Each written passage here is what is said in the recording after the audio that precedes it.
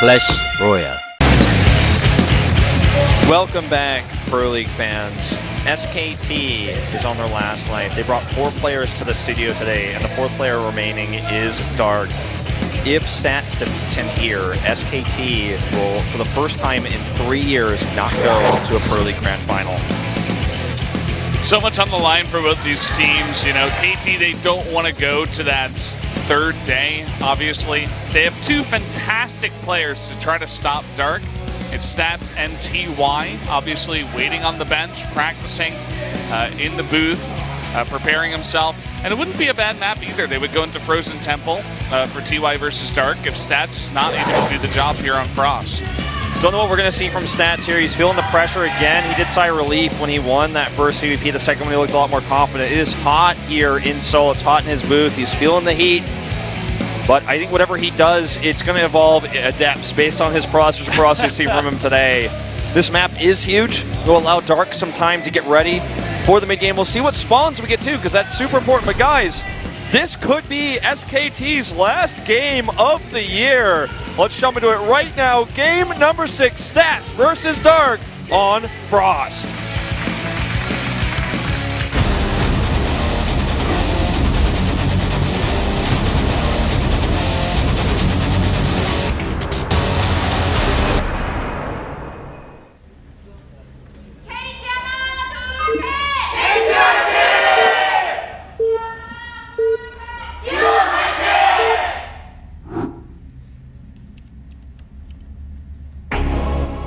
Two kills to his name. The KT Rolster Protoss. It is Stats looking to clean it up.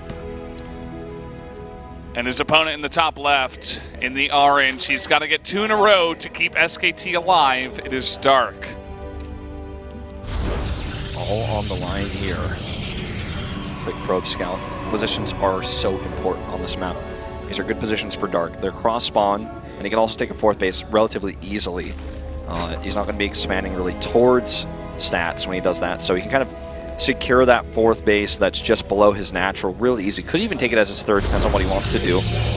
But there's a lot of options here. It's going to be a gate first, actually, so probably a gate Nexus core. But an early gateway, you know, earlier than what you'd expect to see. As a simulator coming up, you know, this could even be a double gate adept build. It's not common for the map, but it is possible. Yeah, we'll have to wait and see exactly what he's going to be doing here. He did go for the early scout too, as you did mention. So it seems as if he holds this information very dear to himself. He needs to know exactly where Dark is on the map.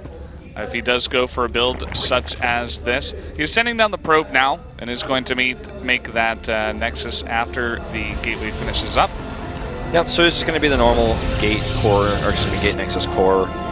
Sees that it is a gas before pool hatch first, so it's the greediest build, the best build that Dark could get. He's going to get away with it in these positions. It's going to be a long time before Dark can scout. Dark actually did pioneer the Overlord speed upgrade, used mostly in the ZVT matchup, but he could use it here as well to get that extra information. Dark famed for his Baneling play in this matchup. He and Rogue, but I'd say mostly Dark more than Rogue, really made that style work.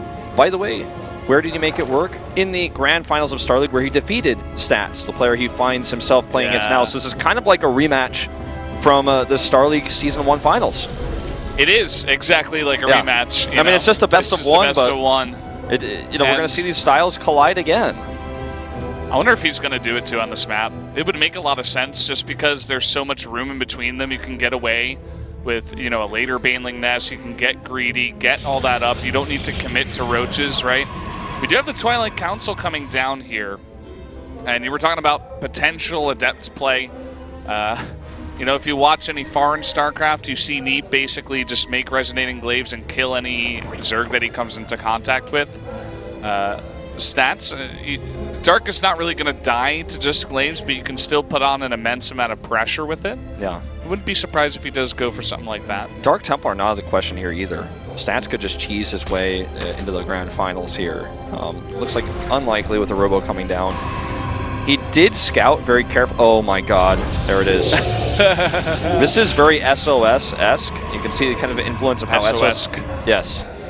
You could see influence of how he plays, how SOS plays in this style, and probably Stats maybe even trained a little bit with SOS to prepare for this matchup specifically, even though he was clearly mostly focusing on the PvP, which is another reason why the Dark Shrine is not out of the question, right? Because it's clear he's focusing on PvP, and so this matchup maybe not as practiced. I'm just surprised he's doing it against Dark.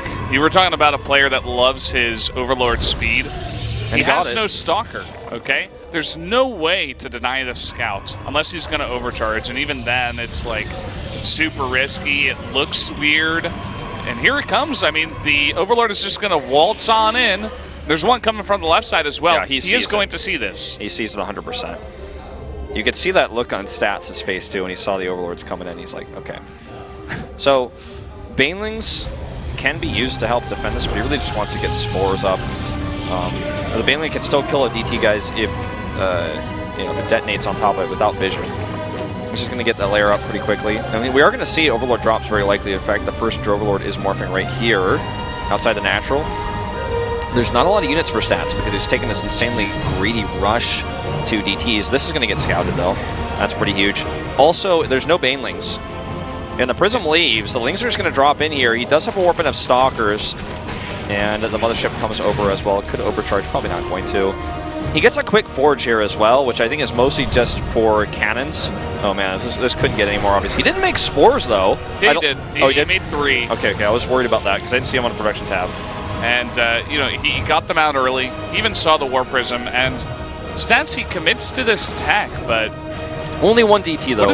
Yeah, I mean, he doesn't overcommit, right? Because it did get scouted, as you're saying, but where's the damage going to come from after this? I mean, I suppose you take an early third base, but you probably could have taken one anyway. He's made 4 DTs now. He's probably going to do the Archon follow-up, which SOS has shown us multiple times. So you just get as much damage off these DTs as you can. You use the ranged pickup to save them. The Queens are going to make this a little bit more difficult, but he's trying to abuse the fact that Vision isn't here until that Overseer finishes. Then he can make these into 2 Archons, fight the Lings, for example. There's a lot that this drop is going to get done a little bit later. But really the key is this allows him a third base. There's the Archons, which is a big shock to the Korean commentators, but I think this is pretty obvious right now. He needs to pick up immediately. Oh, does not get the second. Nice target down. The Archon's out of shields. Them there, you know? That's really dangerous against someone like Dark. Dark is going to scout that out. He's going to know it's coming. That's actually huge because with 2 Archons you can do a lot more than with 1. They say 2 heads are better than 1. I mean, this is really, in this case, like 4 heads more than 2 because the Archon's 2 DTs, but you know what I'm saying. Archon Harass here is basically shut down. He does scout all these Roaches, which is kind of suspicious. It is going to be Roach speed. Dark is going to do yet again another timing attack. He and Sue, teammates almost like brothers, who love this style and show it to us all the time. Probably going to morph some Ravagers to come with this. This is different from what he showed us in the finals versus Stats, where he was using Hydralisk with the Banelings and Baneling speed, which is a more normal style.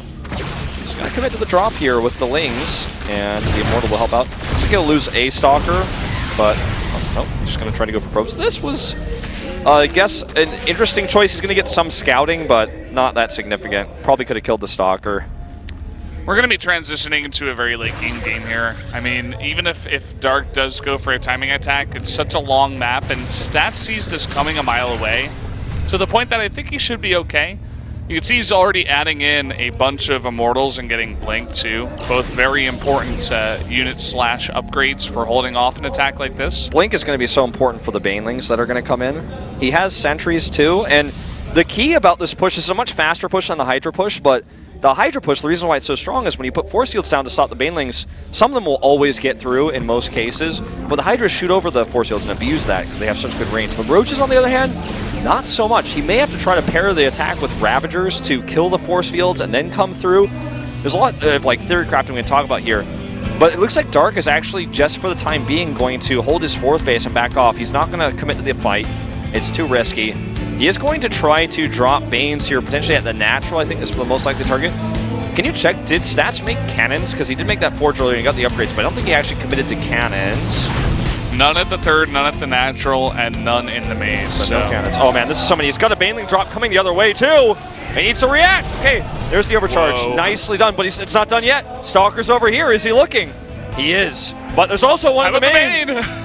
Can he see everything at once? It would actually be kind of a nice pickup to get this pylon, but it looks like he's going to commit here instead. And Stats is not looking. 1, 2, 3, 4. 11 probe kills for 4 Banes. This drop isn't dead yet. Okay, there's the blink. Well, that was a pretty nice amount of damage, I have to say. Yeah, he gets a lot of damage in the main overall. Not a ton, but I still feel like it is still a win for Dark here. You know, he's keeping him on 3 bases, he's keeping him wandering. Dark has total control of the map.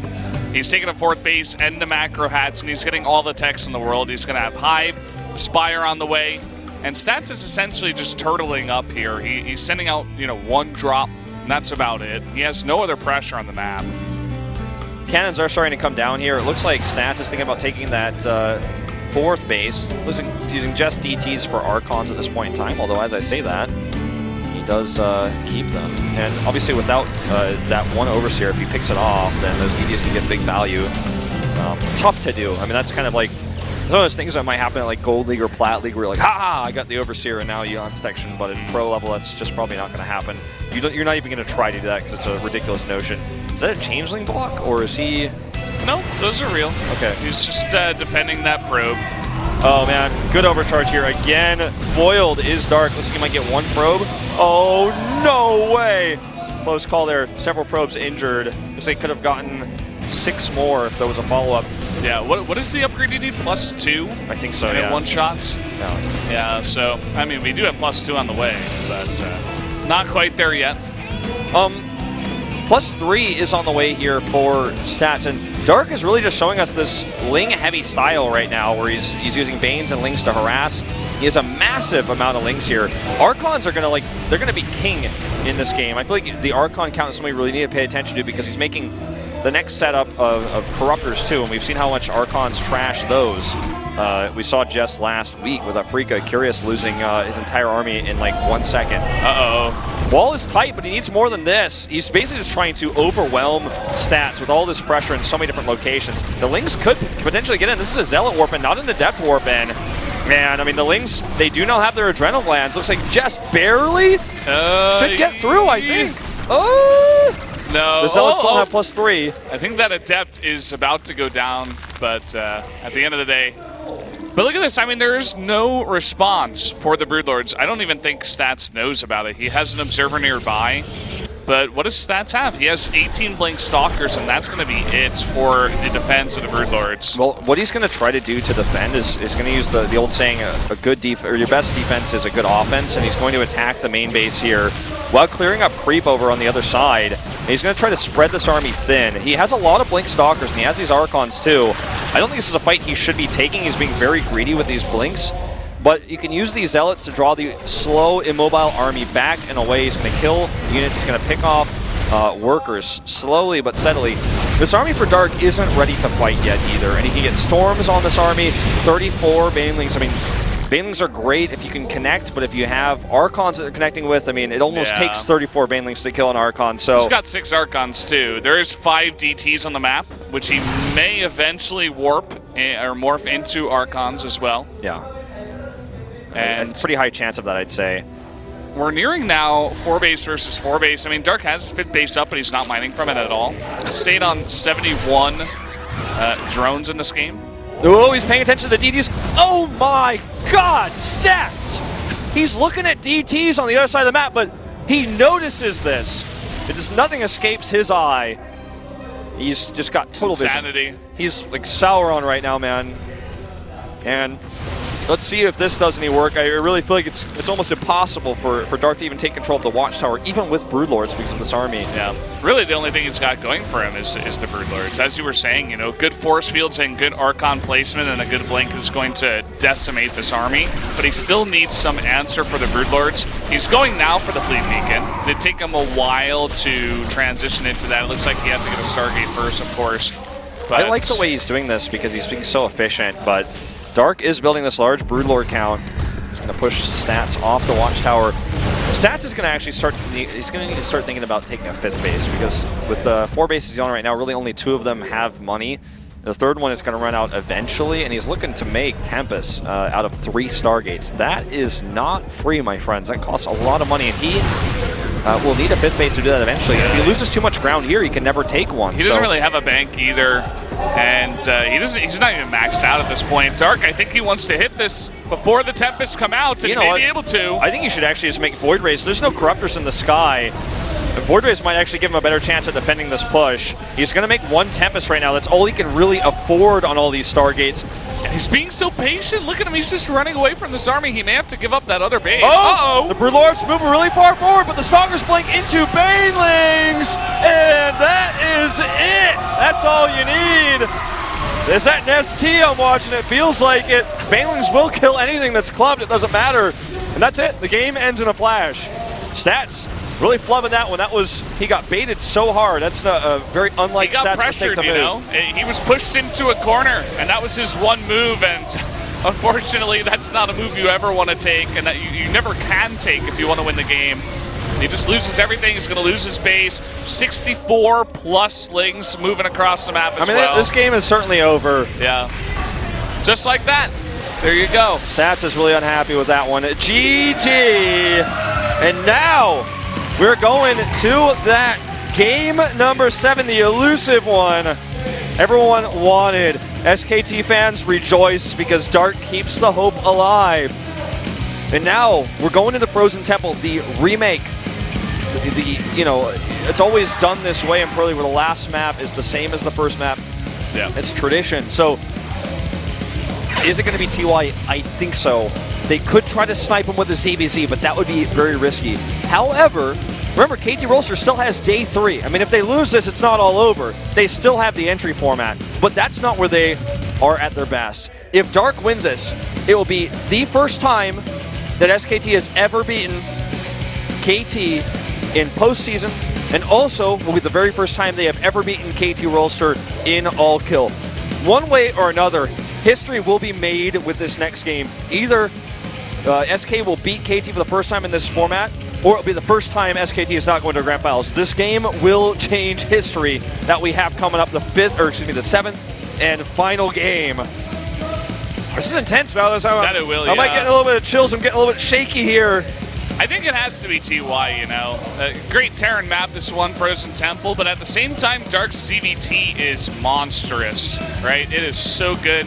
Yeah, and TY is unbelievable. And he's not been in this format that he's been in, you know, months ago. I feel like he's a little bit weaker right now. He's shown so many good macro games on this map as well against other top Terrans. He beats TY before, actually, on this very map in SSL, and then he beat Cure over at GSL. And he made both of them look easy. When it went to macro games in ZVT, he looked unstoppable. So as you were saying, do you rely on TY? Is he your guy? I think, you know, if they want to ignore that and just go off of, you know, just player skill or, you know, experience, someone you can trust in the booth, it's definitely got to be TY. But if you want to get a bit tricky, you want to send out a Zerg, you want to get, you know, you want to just really try to get into Dark's head and mix it up and try to sneak a win from him in a different matchup, then, you know, it's got to be Leonok or Lysira, right? It's your only other choices. Look at Uve right now. He has the furrowed brow. You know that he has a plan. He has a strategy for every situation. This guy he's won multiple titles himself in Broodwar as a Terran player, now leading almost a historical Terran coach line for SKT. Yeah. He's doing it, and he's brought this team to 2 finals in a row. He wants to bring them to that 3rd final here in 2016, but he needs to win not only this next game, but also tomorrow's entry format to do so. So much on the line here, and he's probably saying, okay, if it's TY, let's talk about this. What build? Are you ready? Are you thinking? What's your mind at right now? Don't you feel good because he blinked into your Banelings? Like, everything is important right now. Like, his entire mindset, the strategy he's going to use, the execution. I mean,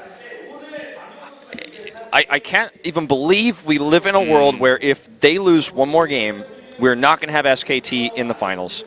And the Telecom Wars is happening now, you know? Like, it's just so not StarCraft 2, you know? They've really made their name as, like, what, the Yankees of StarCraft 2, where it's just like they come out all the time. They're always on top. They have the most incredible lineup, right? Everybody's a star on Everyone's that team. in the winners ranking as well. It's like, Everybody's winning individual leagues. You know, Classic goes over here, Dark goes over there. They're just grabbing one by one. I mean, you see the SK logo above my head right now. You see the SK logo throughout the winners ranking. You see them at the top of every round except round 3 this year. Normally, they're always at the top. They're every round finals, which gives them so many points. They go basically directly to postseason. The only exception being when they had to play against CJ in 2014, which was a crazy situation just like this one, where they narrowly made it through. Rain, the ex-SKT player, defeating Hero in order to do so. They've been in this situation before. Last time it was Rain, this time it's Dark. We'll see if they can hold on, if they can break through and get us to that 3rd day. It's really crazy right now because you see in the lobby that it's a Zerg for SK Telecom, but then I look over at the bench at KT, I'm like, who's going out there? And I see neither Lenok, nor Lucira, nor TY. So I'm like, I don't know. Could be anyone right now. Very sneaky move by the Rolster coach to hide that information to the literally last down second. to the last second, yeah. So, I mean, this is it, guys. This rivalry spans years, probably about a decade at this point in Pro League. KT Rolster and SK2. Who will be the final player for KT Rolster?